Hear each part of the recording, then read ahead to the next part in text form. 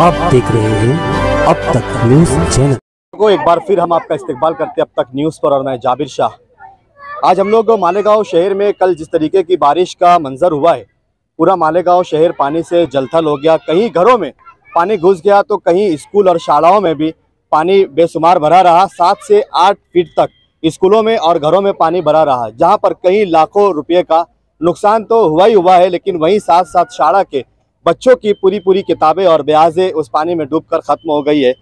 हम लोग मालेगांव शहर दरेगांव इलाके में जो जीपे प्राथमिक विद्या मंदिर है दरेगांव में, यहाँ पर विजिट के लिए आए हुए थे, जहाँ पर पानी भरने का कारण कहीं कहीं ये होता है कि पानी ज़्यादा बारिश होने की वजह से भर जाता है, लेकिन यहाँ पर पानी भरने का कारण ये है कि स्कूल के बिल्कुल पीछे एक नाला है, जिस नाले को आगे जाकर बहना चाहिए था, वहाँ पर किसी न किसी ज़मीन माफिया ने उस नाले को बंद करके उसको ज़मीन बना ली गई है, जिसकी वजह से ये पूरा पानी ओवरफ्लो हो गया और ये शाला के अंदर पूरा पानी घुस गया। अब सवाल ये आता है कि उस जगह पर भर करने की एनओसी उसको किसने दी थी, इसके ऊपर कोई भी कानूनी कार्रवाई क्यों नहीं की गई। आज स्कूल के अंदर पूरा पानी भरा, स्कूल के बच्चों के भविष्य की किताबें और ब्याजें पानी में डूबकर खत्म हो गई।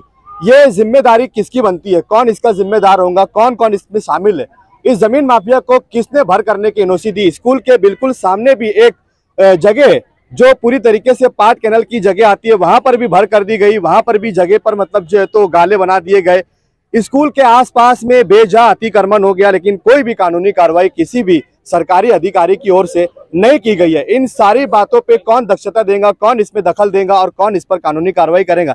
हमारे साथ वार्ड के कॉर्पोरेटर और स्कूल के कुछ लोग मौजूद हैं, इनसे बात करेंगे कि क्या असल वजह थी और क्या हुआ था। क्या नाम है सर आपका? मैं भाऊ साहब सोनोने यहाँ का एचएम हूँ। कल 4:15 साढ़े 3 बजे बारिश शुरू हुई थी और 4:15 बजे तक हमने देखा कि पानी बढ़ता गया। ये यहाँ जो नाले हैं वो बहुत छोटे हैं, इससे पहले वो नाले की साइज क्या हुआ? बड़े थी, अभी वो छोटे हो गए। उसकी तो यहाँ के लोगों ने किया होगा, तो उसके बारे में तो मुझे ज्यादा जानकारी नहीं है। फिर भी मैं ये नाला छोटे होने की वजह से तो सब ये गरीब लोगों को तकलीफ हो रही है। आज स्कूल में आज की पढ़ाई का दिन भी पूरा आज का दिन गया, मगर 100 साल से इस स्कूल में जो पुराना रिकॉर्ड था वो भी कल गीला हो गया, फुट बह गया।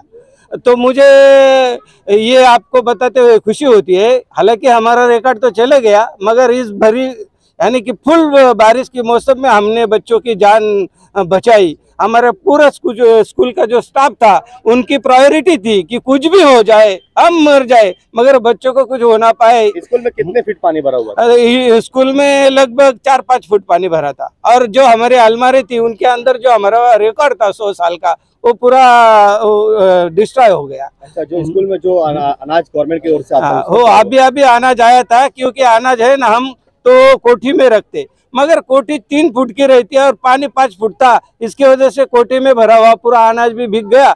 और जो अब भी कोठा नया आया था, यानी कि 10 दिन हुए, तो वो कोठा हमने बोरियों में रखा था, शायद वो भी शायद 15-20 क्विंटल वो भी चला गया। अच्छा, इसकी अभी सरकारी सर्वे इसका हुआ है? हाँ, सरकारी सर्वे हुआ है, और ये स्कूल के आजू बाजू में बहुत सारा अतिक्रमण है। इसके कभी स्कूल की ओर से कभी शासन को कोई लेटर दिया है क्या? मैंने महानगर पालिका आयुक्त को लेटर दिया था, और उसकी प्रिंट भी अभी रिसीव्ड प्रिंट मेरे पास मौजूद है। आपने लेटर? शायद 5-6 महीने हुए होंगे। अच्छा, उसके ऊपर कोई भी कारपोरेशन अधिकारी ने कोई कार्रवाई? एक बार कारपोरेशन अधिकारी आए, गरीब लोगों को धमका के चले गए, उसके बाद दोबारा आए नहीं।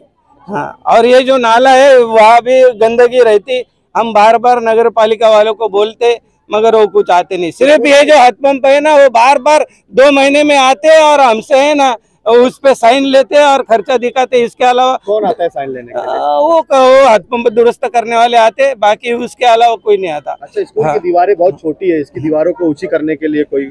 मैंने आदरणीय वो हमारे धर्मा अण्णा है, उनसे बात की, हमारा स्कूल कमेटी का अध्यक्ष है, उनसे बात की, गांव के बहुत सारे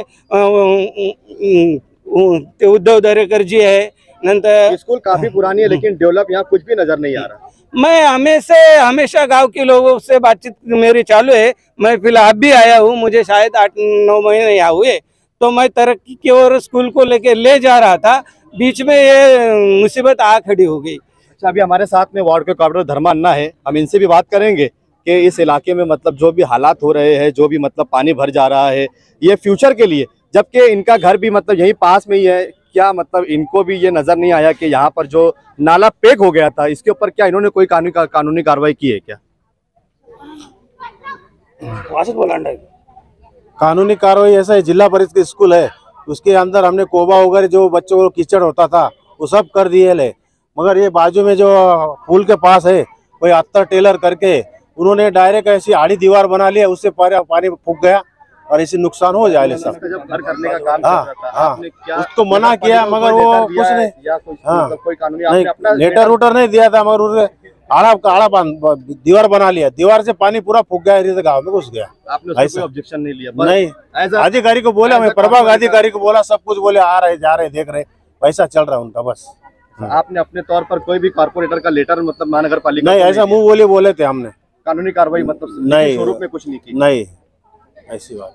तो ये थी कि तेरी भी चुप मेरी भी चुप, इस तरीके के प्रकार से आज यहाँ पर कहीं सैकड़ों बच्चों के भविष्य को बर्बाद होते होते यहाँ पर, ठीक है इनका पंचनामा होगा, गवर्नमेंट इन्हें नई बुक्स दे देंगी, नई किताबें दे देंगी, स्कूल में मतलब जो है तो फिर धुलाई होकर स्कूल का सिस्टम मतलब जो है तो फिर कंटिन्यू रेगुलर की तरह चलने लगेगा। लेकिन क्या ये सिस्टम, जो भ्रष्ट सिस्टम हो रहा है, जो अत्याचार यहाँ पर होता है, जो बच्चों के भविष्य के साथ खिलवाड़ किया जाता है, इसके ऊपर जिम्मेदार जो लोग हैं उनके ऊपर कानूनी कार्रवाई कब होंगी? स्कूल मैनेजमेंट की तरफ से कई बार महानगर पालिका को लेटर दिया गया, कमिश्नर साहब की तरफ से कोई कार्रवाई नहीं की गई, वार्ड के कॉर्पोरेटर की तरफ से भी लिखित स्वरूप में कोई कानूनी कार्रवाई नहीं की गई है। इस तरीके से प्राइमरी स्कूलों को नजरअंदाज कब तक किया जाएगा, जहां पर गोर, गरीब, आदिवासी, पिछड़े, अति पिछड़े दलितों के बच्चे एजुकेशन लेते हैं, उन स्कूलों की हालत ये है कि उसकी बात करें तो मतलब बात ही नहीं कर सकते।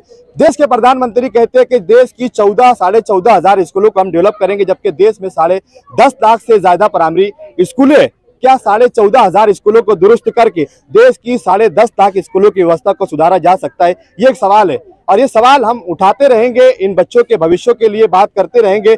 हर किसी की जिम्मेदारी है कि अपनी बात यहाँ पर उठानी चाहिए। जिस तरीके से जमीन माफिया भर करता हुआ जमीनों को करता है, इसमें देखो स्कूल के आजू बाजू में भी जो 2-4 अतिक्रमण है वो पूरे कानूनी तरीके से, वो एकदम गैर तरीके से बना हुआ है। पुल के आजू बाजू में कोई डेवलप नहीं है, इसकी हाइट्स की दीवारें नहीं है, स्कूल में पेड़ नहीं ये है, तो अभी थोड़ा बहुत डेवलप हुआ है, स्कूल में गेट नहीं है, सही बात है, कोई सिस्टम स्कूल का यहाँ, सही बात है, के बच्चे पढ़ते हैं, एकदम सही बात है। वो तो यहाँ के जो कर्मचारी लोग है जिला परिषद स्कूल के, सुनो ना, उन्होंने अगर कल ये लड़के लोग को टाइम पे निकाले नहीं होते तो कम से कम यहाँ 5-50 बच्चे मर जाते। इसका जिम्मेदार कौन होता है? इसका जिम्मेदार जो भी है, देखो जो कारपोरेटर है, जो प्रभाग अधिकारी है, जो नगर पालिका के जो मेन जो सीट पे, जो कुर्सी पे जो अधिकारी बैठे, उनकी भी जवाबदारी बनती है। जो लोग इनके खिलाफ मतलब कुछ भी जो चीजें बताते हैं तो उनमें फौरन कुछ एक्शन लेने के लिए मतलब काम करने होना, उन्होंने वो जिम्मेदारी उठाती ही नहीं है।